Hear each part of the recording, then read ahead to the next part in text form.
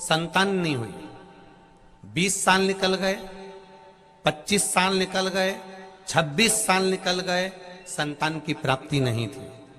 जिसके यहां उसको दिखाने जाते थे उसने एक ही बात कहता था कि इसको संतान कभी नहीं होगी। जहां डॉक्टर का इलाज करवाने जाते थे वहां कह देते थे इसको संतान नहीं होगी। दोनों पति पत्नी की जांचें कराई, संतान का सुख इनके भाग्य में नहीं है। जिसको दिखाने जाओ, कुछ भी बताओ, संतान नहीं है। जहां जहां पूछो वहां संतान नहीं है। पर गुरुदेव, बेटी ने एक बार शिव महापुराण की कथा टीवी पर सुन ली, पशुपतिनाथ का व्रत करना प्रारंभ करा और बाबा से विनती करी, बाबा अब तू संभालना। सबने मना कर दिया, पर एक प्रबल विश्वास अपने भीतर जागृत करा और बाबा की कृपा से बेटी का गर्भ ठहर गया और 26 साल के बाद उसके यहां संतान की प्राप्ति हुई।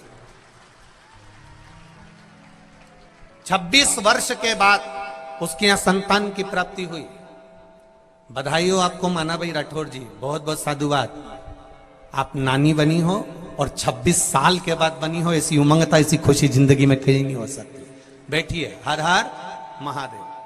26 वर्ष के बाद, अर्थात विश्वास दृढ़ था, भरोसा पक्का था, और जिसने शिव पर भरोसा कर लिया, डॉक्टरों ने कह दिया नहीं होगा, ज्योतिषों ने कह दिया नहीं होगा, किसी ने देखा कह दिया नहीं होगा। जैसे वो राधा कृष्ण मंदिर के पुजारी जी ने पत्र लिखा था कि मैंने जिनसे पूछा सबने कहा तुम्हारे यहां पुत्र का योग नहीं, पर वो बैठा है ना योग बनाने वाला। देवताओं का काम है भाग्य लिखना, सारे देवताओं का काम है भाग्य लिखना, पर मेरे महादेव का काम है भाग्य बदलना। वो दूसरा कोई नहीं बदल सकता। 20 साल में कोई आस लगाओगे कि संतान हो जाएगी? 30 साल में आस लगाओगे कि संतान हो जाएगी? 25 साल में आस लगाओगे संतान हो जाएगी? जब आस छूट गई, आस समाप्त हो गई, तब आस दुनिया वालों से टूट जाए तो फिर वो कैलाश वाले से आस लगाकर बैठ जाना सफलता दे देता है। कई लोग कहते हैं हमारी तो किस्मत ही बुरी है, हमारा तो भाग्य बुरा है। शिव महापुराण में पार्वती जी ने भी शंकर भगवान से कहा था, भोलेनाथ, कई लोग पृथ्वी पर अपने भाग्य को कोसते हैं, अपनी किस्मत को कोसते हैं। सत्य बताओ भोलेनाथ जी, क्या सही में इनकी किस्मत बुरी है, इनका भाग्य बुरा है? शिव जी कहते हैं, सुन पार्वती, पृथ्वी पर मैं जन्म ही उसको देता हूं जिसकी किस्मत प्रबल होती है, जिसका भाग्य प्रबल होता है। जिसका भाग्य प्रबल नहीं होता, जिसकी किस्मत प्रबल नहीं होती, उसको तो माता के गर्भ में ही वो शांत हो जाता है। उसको जन्म ही नहीं देता मैं, उसको पैदा ही नहीं करता मैं। पृथ्वी पर अगर मैंने जन्म दिया है तो तुम्हारा भाग्य प्रबल है, किस्मत वाले हो तुम जो पृथ्वी पर जन्मे हो। मृत्यु लोक में अगर तुम्हारा जन्म हुआ है तो तुम किस्मत वाले हो, तुम्हारा भाग्य प्रबल है।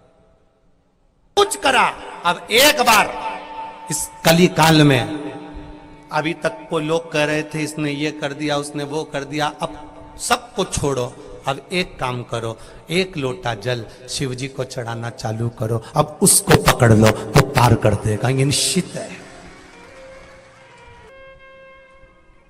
घर के अंदर छोटा सा नर्मदेश्वर होना जरूरी है, भले पीतल का शिवलिंग हो, तांबे का हो, पत्थर का हो, चीनी, तुम्हारी मर्जी हो जिसका ऊपर, घर में शिवलिंग एक छोटा सा जरूर हो।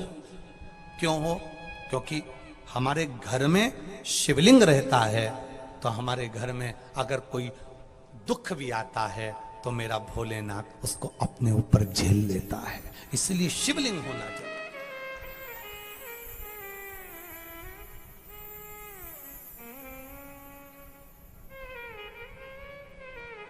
एक छोटा सा, और कई मिलेंगे तुमको, कई लोग आएंगे, कई लोग ऐसे भी हैं जो शंकर जी का आज के समय में कलयुग में शिव जी को लोग अब रिझाने लगे तो कई लोगों को शंकर जी भी बुरे लगने लगे। कोई कहेगा शिव जी पे चढ़ा जल मत पीना, कोई कहेगा ऐसा होगा, कोई कहेगा वैसा होएगा।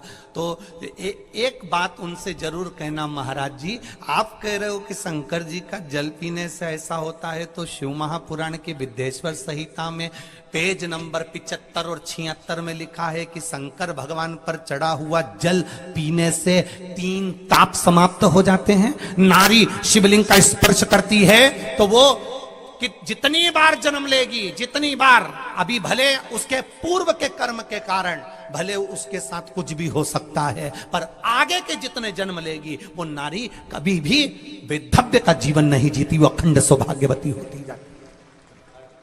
इस अटारी में रहते हुए, अंबानियों में रहते हुए, सोना चांदी में रहते हुए, धन वैभव सत्ता में रहते हुए आपने अपने हाथों से किसी को जल पिला दिया, अपने हाथों से किसी को एक अन्न का निवाला दे दिया, बस आपके खाते में ये जमीन जायदाद की जो रजिस्ट्री है, ये रजिस्ट्री तो यहीं छूट जाएगी, पर आपने अगर किसी को एक गिलास पानी पिलाया है, ये उसकी रजिस्ट्री में लिखा गया तो ये वहां तक चली जाएगी। मेहमान आए हैं, घर के लोग भोजन करने आए हैं, और बहू पहले ही कटोरे में, कटोरी में, डब्बे में खीर, हलवा, पूड़ी, भजिया, पकोड़ा जो भी बनाया गया है, बहू सबको खिला रही है और उसको लग रहा है कि अब कम पड़ने वाला है, तो बहू अपने लिए अगर वो निकाल कर रख देती है और बहू वो अलग से रखा हुआ अगर खा भी लेती है तो उसको सुख का अनुभव नहीं होता, अगर वो नहीं बचता चल जाता, पर दूसरे को खिलाकर सुख का अनुभव होना चाहिए।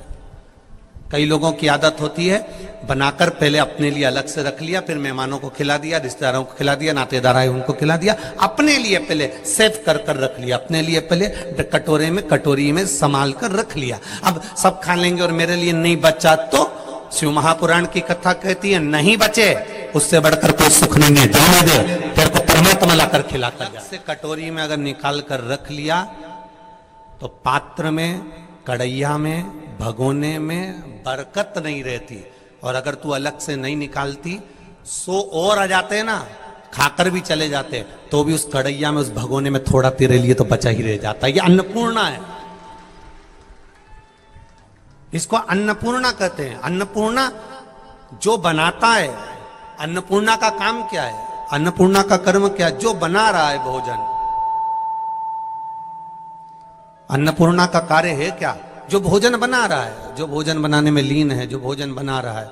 अन्नपूर्णा का कार्य है कि भोजन बनाने वाले व्यक्ति के लिए, बहू के लिए, बेटी के लिए, माता के लिए, घर के सदस्य के लिए स्वयं पात्र में इतना रख देती है कि जो भोजन बनाता है उसको अपने आप प्राप्त हो जाता है, उसको अलग से रखने की जरूरत नहीं पड़ती है।